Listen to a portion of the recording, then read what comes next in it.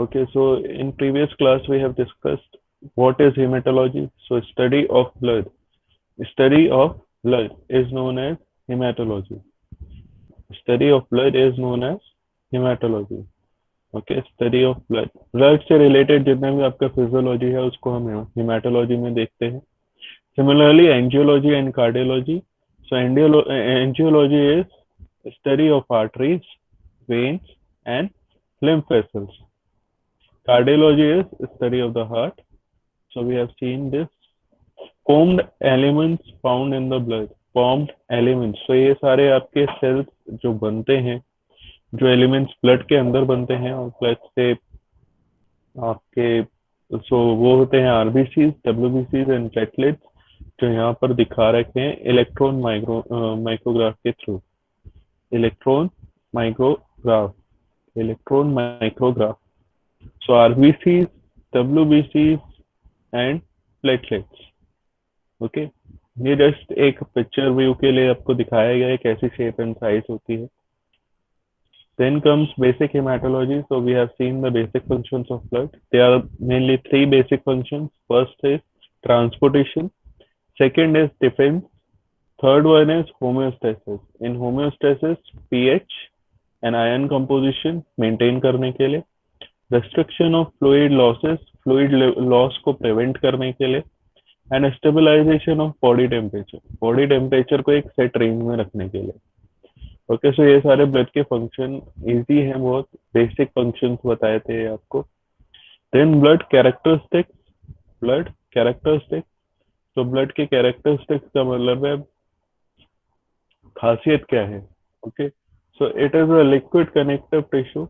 Liquid connective tissue. Liquid connective tissue.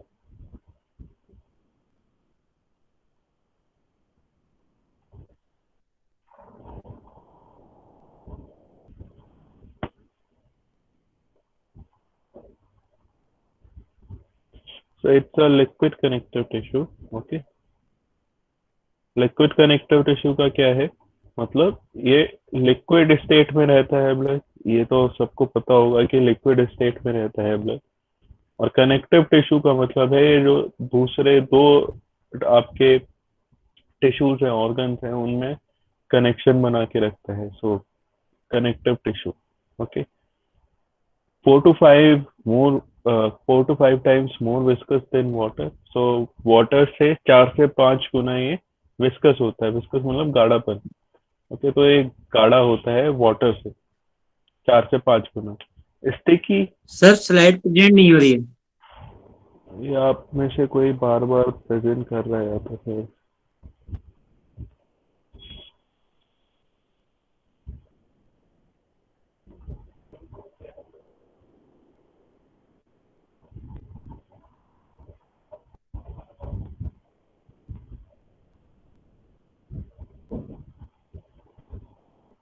Okay. सो sticky का मतलब है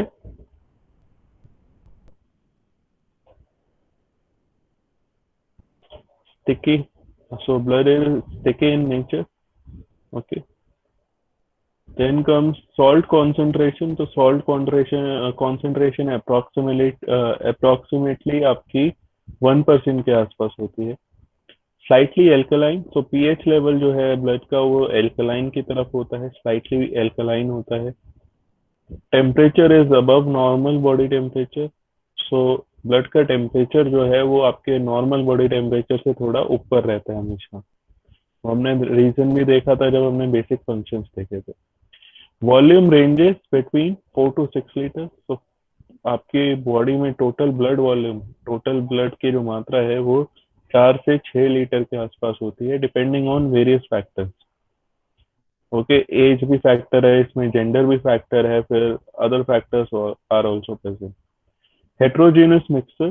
सो हेट्रोजीनस का मतलब है अलग अलग पदार्थ मिलके इसको बनाते हैं. Plasma and formed elements. तो हमने इसमें कंपोजिशन देखा था पिछली क्लास में कि ब्लड में क्या क्या आपका प्रेजेंट होता है. So plasma is present. Okay. Then buffy coat. Buffy coat. So buffy coat में आपके white blood cells, WBC and platelets are present. Then comes hematocrit. hematocrit hematocrit में आते हैं आपके रेड ब्लड सेल्स, हेमाटोक्रिट में आते हैं आपके red blood cells. Now normal blood में अगर आप फीमेल टू मेल रेशियो देखोगे तो इसमें 37% to 47% hematocrit in females, and in males it is around 42 to 52%. So ये आपके जेंडर की वजह से जो चेंजेस होते हैं इसमें देखने को इजीली देखे जा सकते हैं स्लाइड में। ओके, नेक्स्ट कम्स, अगर इसमें कोई कमी या ज्यादा हो जाता है हेमाटोक्रिट, हेमाटोक्रिट का मतलब है आरबीसी। ओके, सो ब्लड के अंदर जो टोटल ब्लड है आपका अराउंड 4 to 6 लीटर, उसके अंदर अगर आरबीसी की कमी हो जाए, जैसे कि इस स्लाइड में देखने को मिल रहा है। ओके, आरबीसी की कमी है इस स्लाइड में। ओके, हेमाटोक्रिट कम हो गया है, प्लाज्मा बढ़ गया है, बफी कोट उतर रही है। बफी कोट मतलब WBC and platelets are similar, लेकिन हेमाटोक्रिट बढ़ गया है। तो इस कंडीशन को हम बोलते हैं इनीमिया या फिर एनीमिया। ओके, बहुत ही कॉमन कंडीशन है, और कंडीशन का मतलब है ये आपको इजीली किसी में भी मिल सकती है। ठीक है, इजीली किसी में भी मिल सकती है, specially in you can say women population. Okay, so उनमें बहुत इजीली मिल सकती है, और मेंस में भी आजकल ये बहुत कॉमनली पाई जाती है। ठीक है, तो मेन में भी ये बहुत कॉमनली पाई जाती है anemia. Then comes polycythemia, polycythemia. तो अगर आपके ब्लड में आरबीसी लेवल्स बढ़ जाते हैं, जो नॉर्मल लेवल्स हैं अगर उनसे ये बढ़ जाते हैं आरबीसी, तो उसे हम बोलते हैं पॉलीसाइथीमिया। एग्जैक्ट नंबर्स अभी हम बात नहीं कर रहे, वो बाद में देख लेंगे कि कितना होता है सेल के अंदर, प्लेटलेट्स कितनी होती है, डब्ल्यूबीसी आरबीसी। लेकिन अभी ये याद रखो, अगर नॉर्मल वैल्यू से कम हो रहा है तो एनीमिया बोलते हैं, अगर नॉर्मल वैल्यू से आरबीसी का लेवल बढ़ रहा है तो उसको हम पॉलीसाइथीमिया बोलते हैं। ओके, अगर आरबीसी का लेवल ब्लड के अंदर बढ़ रहा है नॉर्मल लेवल से, तो हम उसको बोलते हैं polycythaemia. Okay, so anaemia and polycythaemia. So anemia is decreased hematocrit levels, or RBCs in blood, decreased red blood cells, then normal values in blood is known as anemia. Okay, similarly increase in red blood cells, then normal value is known as polycythemia. तो दोनों चीजें आपकी हो गई, normal blood में आपका hematocrit content, anemia and polycythemia. Then comes blood plasma. Blood plasma blood plasma तो अभी तक हमने बात करी थी कि प्लाज्मा में क्या क्या होता है, water, protein, nutrients and hormones. Water, protein, nutrients and hormones, यही बात करी थी हमने कि प्लाज्मा में water, protein, nutrients, hormones etcetera. तो प्लाज्मा मोस्टली आपका वाटर कंटेंट से बनता है, इसमें प्रोटीन्स भी होते हैं, न्यूट्रिएंट्स भी होते हैं, थोड़े थोड़े अमाउंट में हॉर्मोन्स भी प्रेजेंट होते हैं। तो अब हम प्लाज्मा को देखेंगे, प्लाज्मा में क्या क्या देखने को हमें मिलता है। So blood plasma 92% is formed by blood, और blood plasma is form by water. तो अगर हम प्लाज्मा कंपोजिशन देखते हैं, अब सिर्फ और सिर्फ प्लाज्मा की कंपोजिशन देखते हैं, तो 92% is form by water, 7% is plasma protein and other solutes, 1%। तो अगर हम ब्लड प्लाज्मा को देखते हैं और उसको डिवाइड करते हैं, तो उसमें 92% वाटर होता है, 7% आपका प्लाज्मा प्रोटीन होता है, और अदर सॉल्यूट्स होते हैं 1%। अदर सॉल्यूट्स का मतलब है, और सॉरी, स्क्रीन प्रेजेंट नहीं हो रहा है। ये आप में से कोई बार बार अपनी स्क्रीन प्रेजेंट कर रहा है शायद। I have already told you guys, please do not present your screen. आपकी स्क्रीन प्रेजेंट होती है तो ये वाली स्क्रीन रुक जाती है, प्लीज डोंट डू दैट।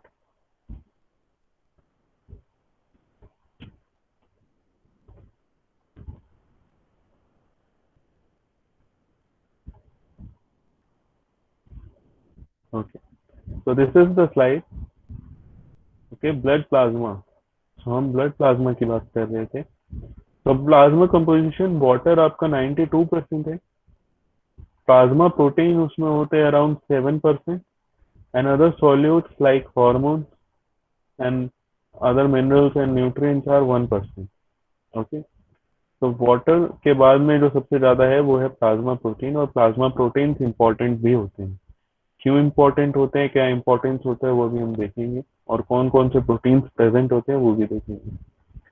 तो प्लाज्मा का काम है transport organic and inorganic molecules, formed elements and heat. तो आपका प्लाज्मा ही वो काम कर रहा है जो ब्लड के फंक्शंस हैं मेनली. तो प्लाज्मा की वजह से ही हो रहे हैं क्योंकि वही वाटर कंटेंट सारा ब्लड का जितना है वो लेके हुए बैठा हुआ है एक तरीके से. ओके, सो जो ब्लड में वाटर है, आपके वाटर कॉन्सेंट्रेशन है वो प्लाज्मा के अंदर ज्यादा होती है. ओके, सो उसी से फिर आपका ट्रांसपोर्ट होता है, formed element, heat and organic and inorganic molecules. Now comes plasma proteins. Plasma proteins. तो पहले तो इनके नाम देख लीजिए, ये इम्पोर्टेंट है एग्जाम पॉइंट ऑफ व्यू से भी और स्टडी पॉइंट ऑफ व्यू से भी. So albumin, globulin and fibrinogen. Fibrinogen. Okay, albumin, globulin, fibrinogen. Okay, तीन आपको इसमें प्रोटीन देखने को मिलते हैं. So plasma proteins are in solution rather than forming insoluble fibers like those in other connective tissues or cartilage. On average, each 100 ml of plasma contains 7.6 gram of protein, almost 5 times the concentration in interstitial fluid. तो इस line का मतलब यही है, plasma protein जो है यहाँ पर सॉल्यूशन में मिक्स होते हैं. ठीक है, हर 100 ग्राम प्लाज्मा में आपके 7.6 ग्राम प्रोटीन होता है, जो कि हमने अभी बात करी 7% के अराउंड होता है. ओके, तो प्लाज्मा प्रोटीन आपके अराउंड 7% के अप्रोक्सीमेटली प्रेजेंट होते हैं 100 ml प्लाज्मा के अंदर. Then comes plasma protein. जो हमारे प्रोटीन प्रेजेंट होते हैं उनके नाम क्या है, उनके फंक्शंस क्या हैं. Okay, so albumin, globulin and fibrinogen. So ये तीनों आपके बहुत ही इंपॉर्टेंट प्रोटीन है पूरे ब्लड में, अभी आगे आने वाले हैं. ओके, फिजियोलॉजी में इनका इंपॉर्टेंट फंक्शन रहता है, इंपॉर्टेंट फंक्शंस हैं इनके. सो कॉन्स्टिट्यूट रफली 60% ऑफ प्लाज्मा प्रोटीन. तो सबसे ज्यादा जो प्लाज्मा प्रोटीन प्रेजेंट होता है उसका नाम है albumin. Most abundant plasma proteins and major contributors to osmotic pressure of plasma. Osmotic pressure of plasma. Okay, तो एल्ब्यूमिन सबसे ज्यादा मात्रा में प्रेजेंट होता है प्लाज्मा के अंदर, और ये आपके ऑस्मोटिक प्रेशर में हेल्प करता है. ओके, सो ऑस्मोटिक प्रेशर जो प्लाज्मा का होता है उसको ये कंट्रोल करता है. ओके, कंट्रोल करता है albumin. Then comes globulin. Accounts for 35% of the plasma proteins in plasma. तो प्लाज्मा प्रोटीन जो हैं प्लाज्मा के अंदर जो प्रेजेंट होते हैं उसमें 35% आपके ग्लोबुलिन होते हैं. Important plasma globulins include antibodies and transport globulins. Antibodies, immunoglobulins attack foreign proteins and pathogens. Immunoglobulins attack foreign proteins and pathogens. Transport globulins bind small ions, hormones, lipids, and other compounds. Okay. तो अब यहाँ पर जो सबसे ज्यादा ध्यान देने वाली बात जो ग्लोबुलिन में है, ग्लोबुलिन में जो सबसे ज्यादा ध्यान देने वाली बात है वो ये है, एक तो इनका जो कॉन्सेंट्रेशन है अराउंड 35% होता है. इम्पोर्टेंट प्लाज्मा ग्लोबुलिन होते हैं, दो टाइप के होते हैं, एक होते हैं एंटीबॉडीज और एक होते हैं ट्रांसपोर्ट. एक होते हैं एंटीबॉडी और एक होते हैं ट्रांसपोर्ट ग्लोबुलिन. ओके, सो एंटीबॉडीज तो आपको पता है कि हम उनको इम्यूनोग्लोबुलिन भी बोलते हैं. एंटीबॉडीज ब्लड के अंदर प्रेजेंट होती हैं और कोई भी फॉरेन पार्टिकल हमारी बॉडी में एंटर करता है जो हार्मफुल होता है, तो उसके अगेंस्ट हमारी एंटीबॉडीज वर्क करती हैं. Okay. Then comes transport globulin. Transport globulin, तो ये छोटे छोटे ion, small ion, hormones, lipids and other compounds को ट्रांसपोर्ट करने में हेल्प करती हैं, जैसे कि इनके नाम में ही है. Okay. Transport globulin. Then comes fibrinogen. Fibrinogen functions in clotting and normally accounts for normal 4% of plasma protein. Under certain conditions, fibrinogen molecules interact to form large insoluble strands of fibrin that forms the basic framework of a blood clot. तो fibrinogen आपका plasma protein है जो clotting में help करता है. अगर fibrinogen present नहीं होगा तो आपकी क्लोटिंग नहीं हो पाएगी. तो जब भी कोई इंजरी होती है, और हमने देखा था ब्लड का खुद का फंक्शन है कि वो क्लोटिंग के थ्रू अपने ब्लड लॉस को प्रिवेंट करता है. तो वो क्लोटिंग होती है तो फाइब्रोनोजेन प्लाज्मा प्रोटीन की वजह से ही होती है. इसका रोल होता है उसको पूरे प्रोसेस में. ठीक है, तो हम क्लोटिंग कैसे होती है वो भी आगे देखेंगे. तो प्लीज रिमेम्बर वहां पर फाइब्रोनोजेन आएगा, और फाइब्रोनोजेन जो है आपका फाइब्रिन बनाता है. तो ये दोनों चीजें आगे आपको देखने को मिलेगी, तो प्लीज रिमेम्बर दिस. और ये ग्लोबुलिन्स भी आपको आगे देखने को मिलेंगे, इम्यूनोग्लोबिन्स एंड ट्रांसपोर्ट ग्लोबुलिन. तो वो भी प्लीज याद रखिएगा. Okay, wait.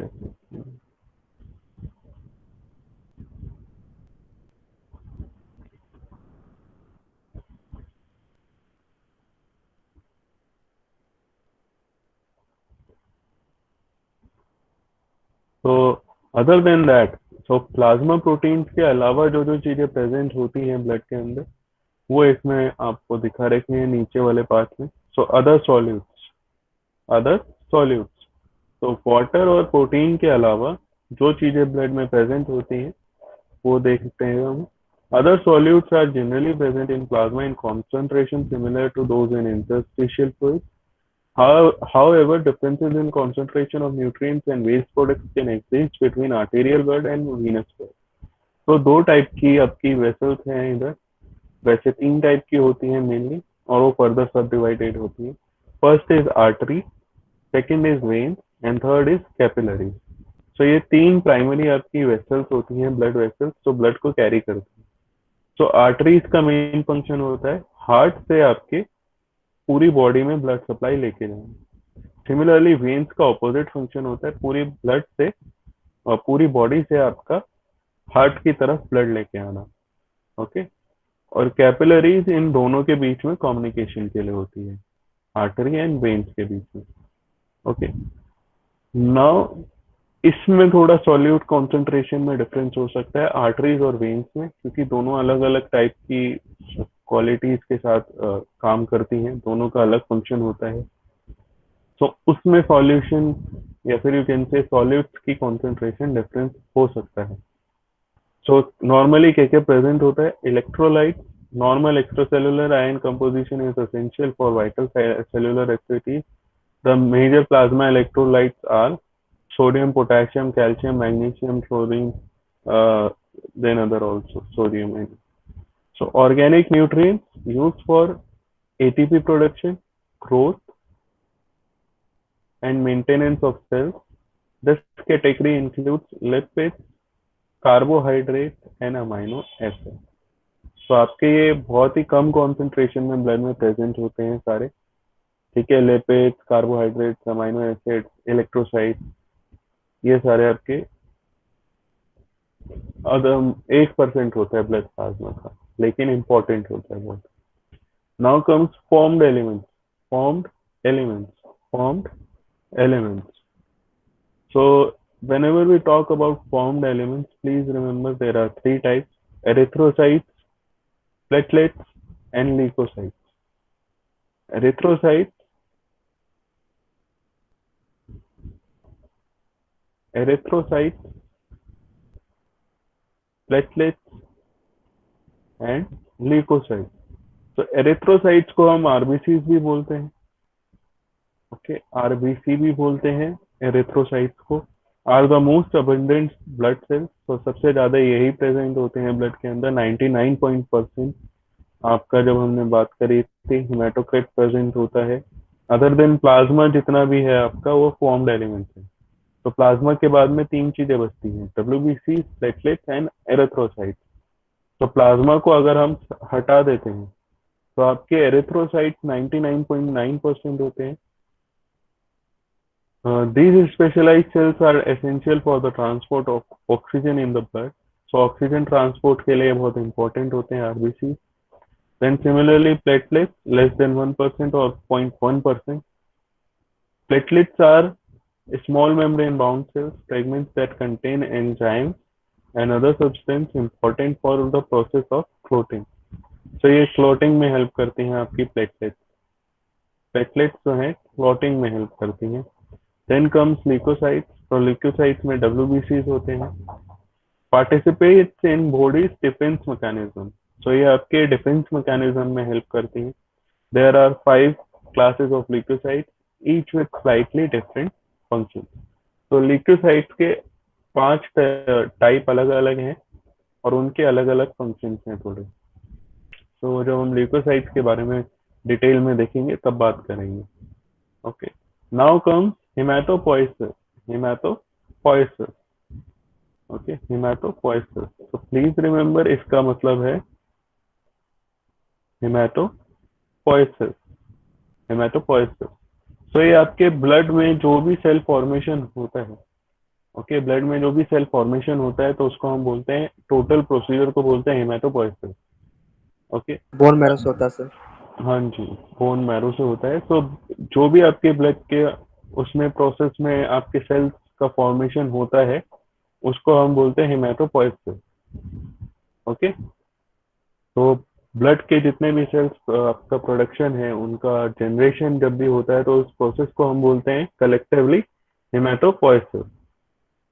Okay, so now haematopoiesis को समझने के लिए दो तीन चीजें आपको पहले इस फ्लो चार्ट को जानने से पहले आपको जरूरी है, तो पहले वो देखते हैं। ठीक, तो हेमाटोपोइसिस आपका होता क्यों है, फर्स्ट ऑफ ऑल तो होना ही क्यों है। ठीक है, तो फर्स्ट रीजन है क्योंकि जैसे नॉर्मल सेल्स होते हैं वैसे ये सेल्स भी होते हैं, आपके ब्लड सेल्स भी होते हैं, आरबीसी, डब्ल्यूबीसी एंड प्लेटलेट्स, ये सारे नॉर्मल सेल्स की तरह ही बिहेव करते हैं। तो इनका एक टाइम पीरियड होता है। ओके, टाइम पीरियड होता है, एक लाइफ साइकिल होती है, उसके बाद इनको भी सेल डेथ या फिर यू कैन से एपोप्टोसिस से गुजरना पड़ता है। तो रीजनरेशन, अब आपकी बॉडी में ब्लड जो है अराउंड 4 to 6 लीटर्स है, उसको मेंटेन करके रखना होता है, इसीलिए रीजनरेशन या फिर generation of cells is necessary. तो सेल्स बनाना जरूरी है। नाउ सेल्स बनाने के लिए कोई हमें सेंटर्स चाहिए होते हैं, कि ऐसा तो नहीं है कि हर जगह पर ही आपके ब्लड सेल्स बनाते रहेंगे। तो एक पर्टिकुलर लोकेशन जरूरी होती है, वो होती है बोन मैरो में। बोन मैरो आपकी स्पेशली लॉन्ग बोन्स में प्रेजेंट होती है। ओके, तो लॉन्ग बोन्स जितनी भी हैं आपकी उसमें आपकी बोन मैरो प्रेजेंट होती है और वहां पर आपके ये ब्लड सेल्स बनते हैं। ओके, तो अभी हमने देखा जरूरी क्यों है, क्योंकि ब्लड का अगर हमें कॉन्सेंट्रेशन मेंटेन करके रखना है, दैट इज 4 to 6 लीटर्स, और उसमें आपके फॉर्म्ड एलिमेंट्स जितने भी हैं उनका भी कॉन्सेंट्रेशन मेंटेन करके रखना है। ओके, तो उसके लिए ये जरूरी है। फर्स्ट, होता कहाँ पर है, bone marrow and bone marrow present कहाँ होती है, लॉन्ग बोन्स में, बोन मैरो। ओके, तो बोन्स, लॉन्ग बोन्स की आपको इजीली आपको बोन मैरो देखने को मिलती है।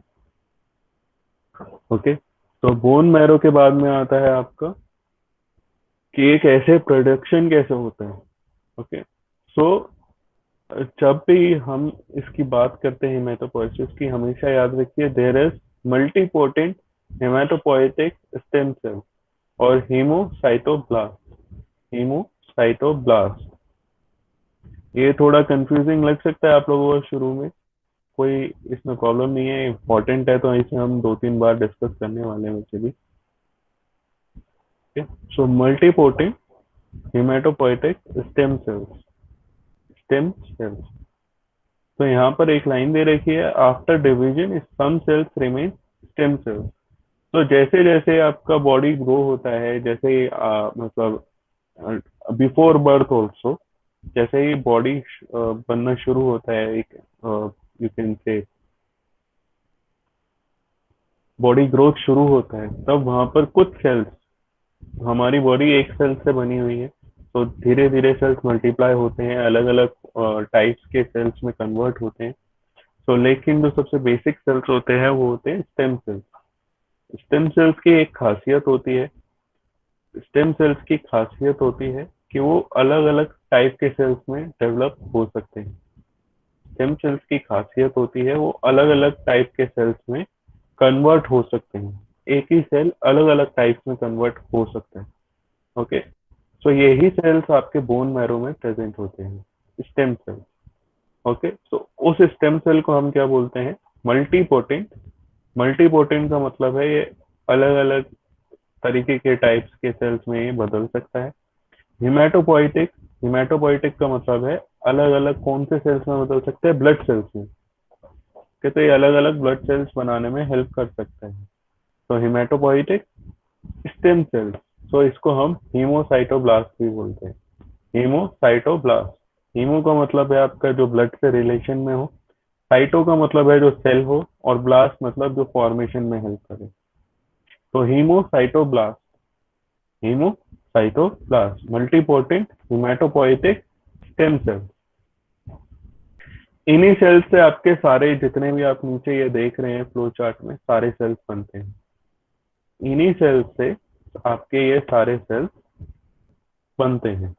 तो एक फ्लो चार्ट तो ये आपके सामने हो ही गया। तो मल्टीपोटेंट सेल्स डिवाइड होते हैं दो सेल्स में। ओके, दो सेल्स में डिवाइड होंगे, यहाँ पर ही उनका डिसीजन होता है कि उनको कौन से सेल्स में कन्वर्ट होना है, माइलॉइड स्टेम सेल्स में या फिर लिम्फॉइड स्टेम सेल्स में। लिम्फॉइड स्टेम सेल्स में, माइलॉइड स्टेम सेल में, या फिर लिम्फॉइड स्टेम सेल्स में। तो माइलॉइड आपके स्टेम सेल्स देन वो फिर फॉर्मेशन करता है मेगाकैरियोब्लास्ट, प्रोएरिथ्रोब्लास्ट, myeloblast and monoblast, depending on कि आपको कौन सा सेल बनाना है। तो सबसे ज्यादा बॉडी में जो बनते हैं वो होते हैं आरबीसी।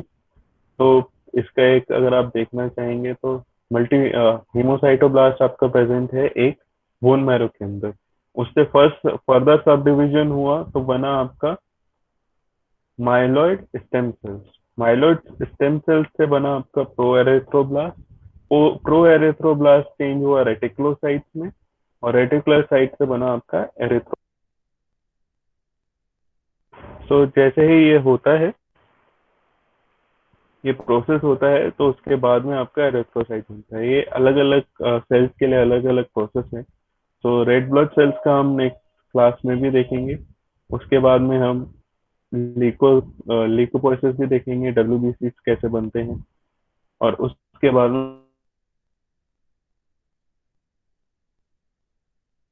फॉर्मेशन देखेंगे। तो तीनों साइड, तीनों का हम फॉर्मेशन देखेंगे कि उनका फॉर्मेशन कैसे होता है, और उनमें फॉर्मेशन में क्या क्या चीजें जरूरी होती हैं। ओके, सो नेक्स्ट क्लास आपकी अराउंड 10:30 से शुरू होगी। सो तब हम उसको कंटिन्यू करते हैं। If you have any queries till now you can ask.